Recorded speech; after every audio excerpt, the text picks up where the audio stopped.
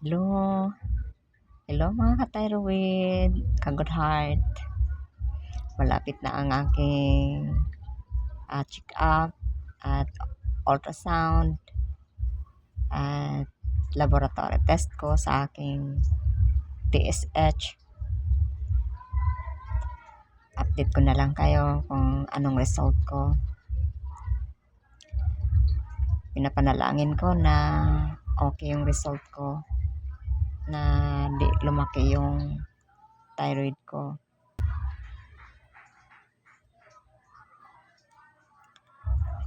Salamat pala sa concern sa akin na sabi na TRADS 4 na ako, na kailangan ko nang magpa-biopsy. Salamat. Pero okay lang ako. Kaya ko yung sarili ko.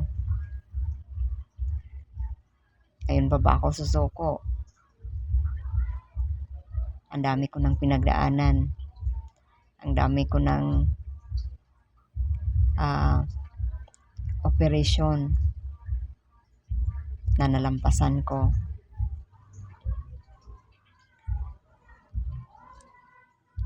Dahil sa pagbabiopsy, kahit mabiopsy man ako o hindi,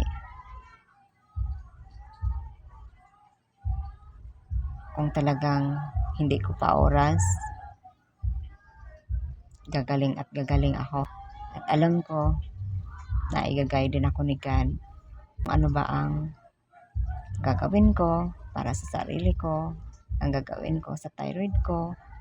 Sa ngayon lang, kahit pangatlong buhay ko na to, kapag malampasan ko tong aking thyroid, mawala to, bonus na din to sa akin. Bakit? Dahil matagal na niya akong inaalagaan. Masabi ko pa rin na maswerte ako dahil sa mga hinihiling ko noon, na ilang beses ako naoperahan, pero successful palagi yung operation ko.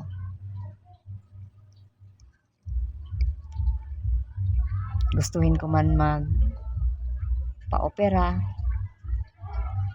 pero hindi na maaari dahil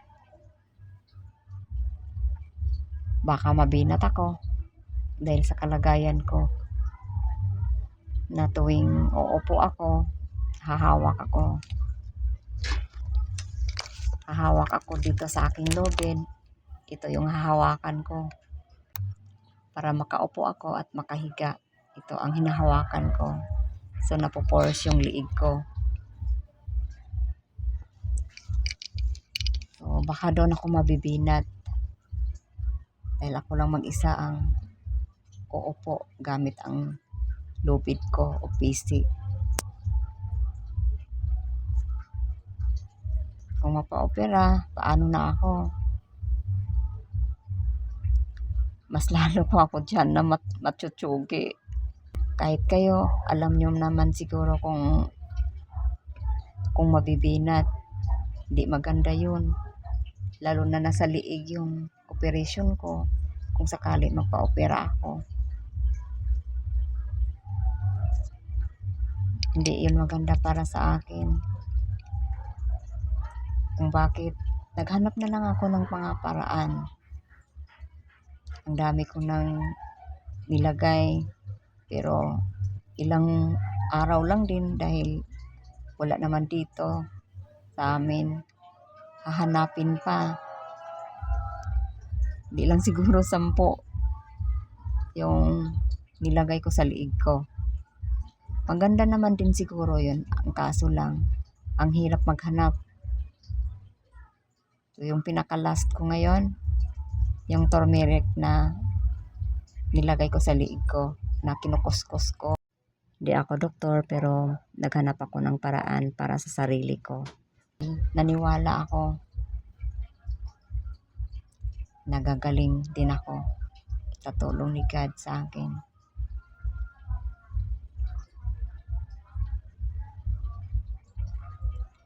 At yun ang palagi kong iniisip. Ang mga pangako din niya sa atin lahat, di lang sa akin, kundi sa atin,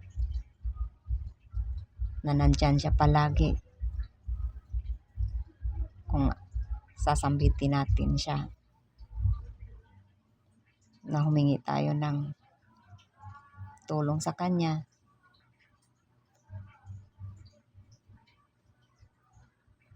Manalangin ng taimtim at isurrender ang lahat, dahil siya naman ang nagmamay-ari sa ating buhay. At yung buhay ko ay ihiram lang. Ang saya ko dahil pangatlong buhay ko na to kapag malampasan ko tong thyroid ko. Sabi ko nga, kapag magdarasal ako, sabi ko sa kanya, parang nandito lang siya sa tabi ko. Sabi ko, Lord,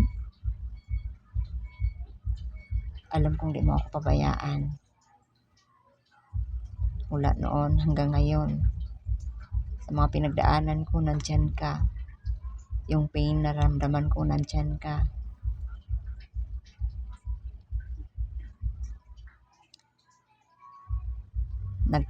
Naniwala pa rin ako na ako ipagalingin mo. Yun ang lagi kong hinihiling sa kanya. Sabi ko din na hanggat kaya ko pa na umupo mag-isa, pumiga mag-isa, gamit ang lubid ko, kaya ko pa mabuhay. Siguro kung hindi ko na kaya na umupo mag-isa, pumiga mag-isa, yun na siguro ayoko nang humingi pa sa kanya na mabuhay pa ako. Pero sa ngayon, hinihiling ko sa kanya. Pero kung anumang plan niya para sa akin, tatanggapin ko ng buong puso ko. Dahil hiram lang to, yung buhay ko. At bonus na din kapag gumaling ako. Dahil napifeel ko yung di niya ako pinabayaan sa mga pagsubok ko, sa operation ko. Nandyan siya palagi para sa akin.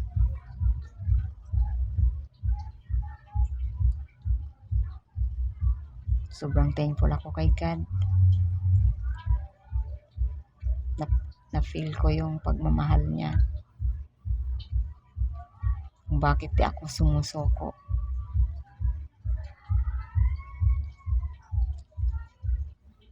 Lalabanan ko to hanggang dulo.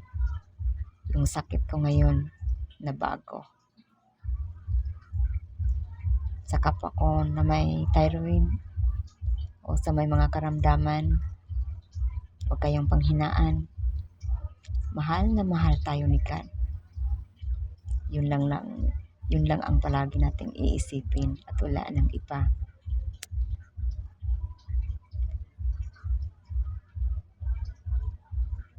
Sana sa mga videos ko, sana mapagkunan niyo ng lakas din ng loob. Hindi niyo ako nakikita na hindi nakasmile dahil ganyan ako noon pa. Hindi pa ako ganito. Hindi pa ako disabled. Masayahin ako. Hindi ako nalulungkot. Kung mayroon akong problema, sa kanya ko